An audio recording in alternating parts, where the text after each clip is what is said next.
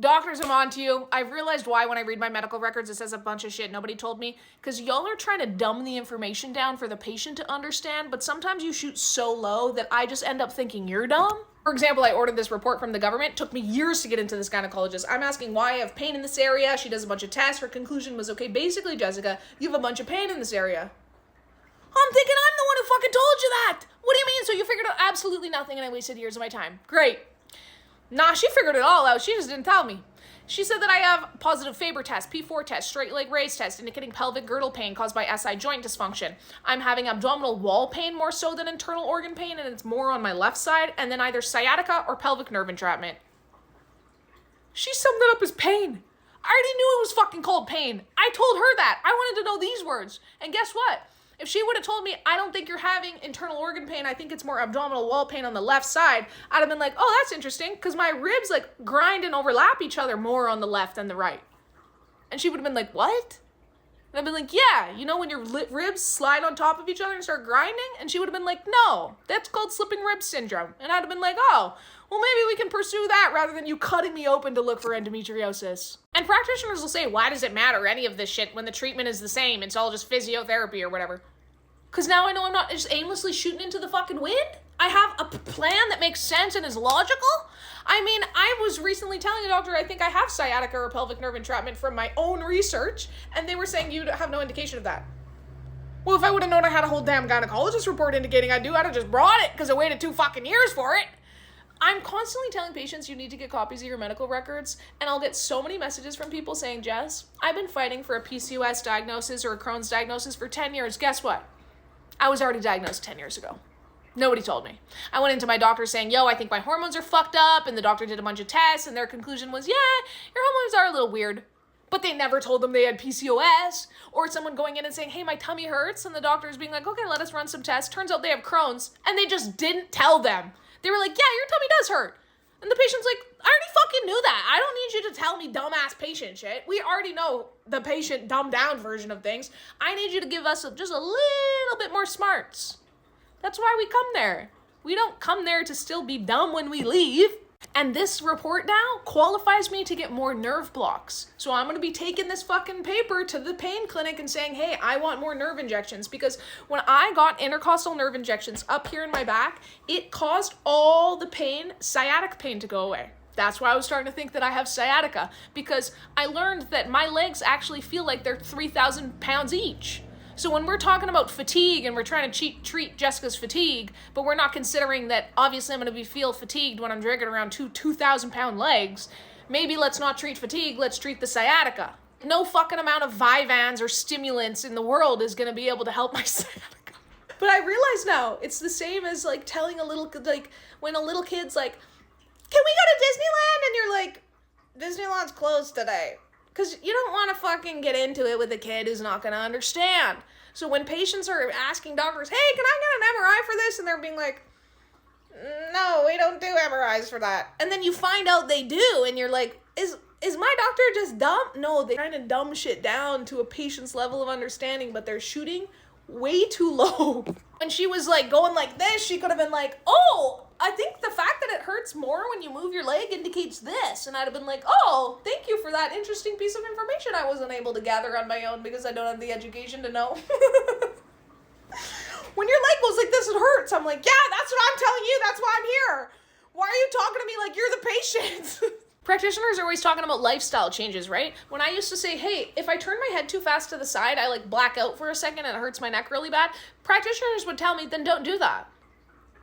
And I'd be thinking, the fuck? So you want me to ignore a problem? So what? It can get worse? And I wouldn't listen to them. When they told me, Jessica, you have hypermobile Ehlers-Danlos syndrome and your fucking joints are made of jello, so you need to make sure that you're moving them slowly or else one could slip. It's like pinching the nerves. Now I move my head slowly because I know I'm preventing a problem, not ignoring one. I used to tell doctors, when I stand up, I get really dizzy. I'm dizzy and falling down all the time. They'd be like, then stand up slower. Drink more water. Have more electrolytes. None of them told me, hi, Jessica, you know how it says it's not safe to consume more than this many packs of electrolytes in a day? Do it anyway, girl. You're supposed to have 2 grams of salt in a day. No doctor would recommend someone to have more than 2 grams of salt in a day. You should be having 10. 10. Yes. That's gonna help you not be so dizzy. Why would I think to do that? Me having the normal amount of electrolytes everybody else needs to function every day was not cutting it. I had to do what the paperwork says is unsafe for human consumption. So when people talk about like lifestyle changes, it's really not useful unless you're explaining to the person why. And they were telling me, if you eat this amount of water and this amount of electrolytes, then you're not going to feel dizzy. And it didn't work because I needed to have way more than that. And until I got propranolol and managed my heart rate, every single ounce of water I drank was not fucking staying to pump up my blood. No, it was ripping out of my asshole and my urethra in 3.9 seconds. I am so glad, though, that I waited to get on this allergy medication, Nalcrom, which, can I just emphasize, I cannot emphasize enough, it's not absorbed into the bloodstream. Meaning, there's, like, no fucking side effects, okay? Like, it doesn't even spread to the whole body. It literally is just going down my guts. And I'm so glad I waited to get endometriosis surgery because now I don't want it. I have no fucking abdominal pain now that I'm on Nalcrom. When I obviously have adenomyosis or something like that because my periods are lethal and I need fucking opioids for them. But I'm not getting endometriosis surgery now because my pain is managed without knives. The one report that I ordered or the imaging that I ordered that no one is fucking sending me for some reason is the ultrasound of from when I was pregnant, and I want it so bad because it doesn't show anything. Like, there's no baby. They can't see anything. They could just see a tiny little gestational sac, or what was suggestive of one. So I really want to post it and talk about abortion, because so many people think that you're shitting out a full-grown baby, and then if they did an ultrasound, I would see, like, a whole baby being like, "Hi, Mommy! Please don't kill me!" Nah, the bitch is a dot. The bitch was unidentifiable. In fact, we don't even know if I, like, had a surviving, like, pregnancy. It was too early. So I'm gonna go right now and look up some SI joint dysfunction and sciatica physiotherapy. Probably gonna book some of that, because I've just been doing, pelvic floor. And I think there's more things I can do that I was not utilizing because I did not know that. I can't. Why would no one tell me? You know what really healed me, though? My favorite doctor, the last time I saw him, he said something to me and I didn't know what it meant. And I was like, I repeated it back to him looking like this. And he goes, "Oh yeah, I need to explain it." He goes, you use such like medically accurate information from all these articles and studies that you're reading that sometimes I forget that I need to explain things to you more. I'm gonna cry just thinking about it. I look over at my friend, I'm like, can we get him to loop that back on camera?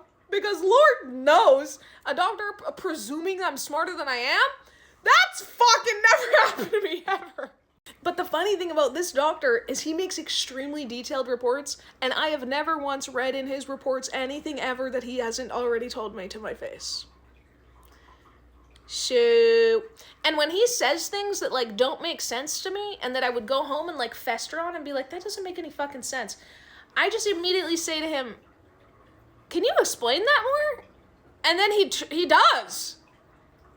And granted, he's like really good. Like, he's not jaded. I don't know what's going on with him that he's able to like love his job still, but when people ask like, how are you so confident in the doctor's office now, a lot of it is just him.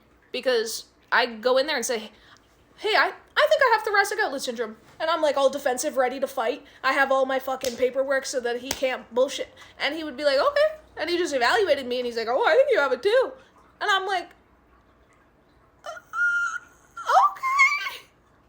And now I go into doctors assuming that may happen. And before I did not.